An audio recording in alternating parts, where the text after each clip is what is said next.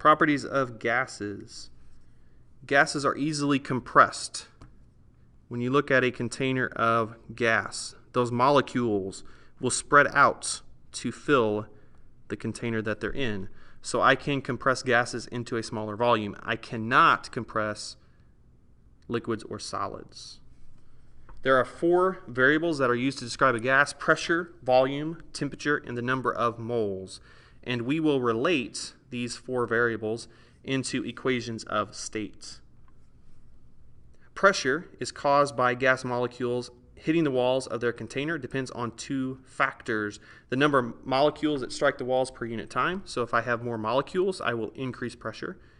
And the force with which the molecules strike the walls. So if I have more force, I will have more pressure. How does the amount of gas affect gas pressure? Well, if you add gas to a container, you increase the number of particles, which increases the number of collisions with the wall. This increased number of collisions causes the pressure to increase. If I double the amount of particles, I double the pressure at constant volume and temperature. And conversely, if I reduce the amount of particles, I reduce the pressure. Aerosol cans depend on the movement of gas from a region of high pressure to a region of low pressure.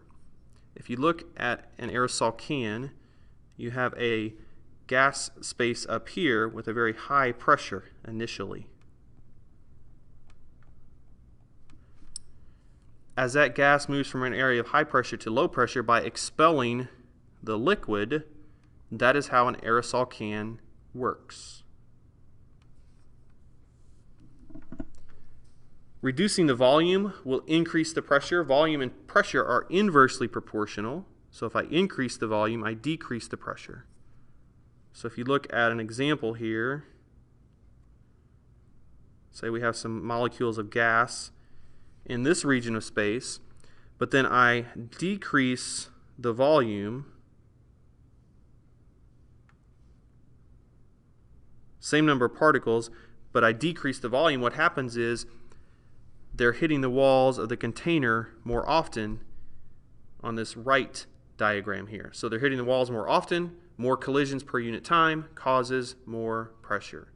So if I decrease the volume, I increase the pressure, inversely proportional. As temperature increases, you increase average kinetic energy, which means the particles are moving faster. And they're going to hit the walls of the container with more force, more energy. Thus, when temperature increases, pressure increases.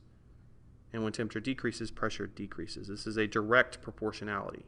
So temperature and pressure are directly proportional. One goes up, the other goes up, because temperature affects kinetic energy, which affects the force of the collisions. The only thing is temperature must be in Kelvin when we do these conversions, not in Celsius or Fahrenheit.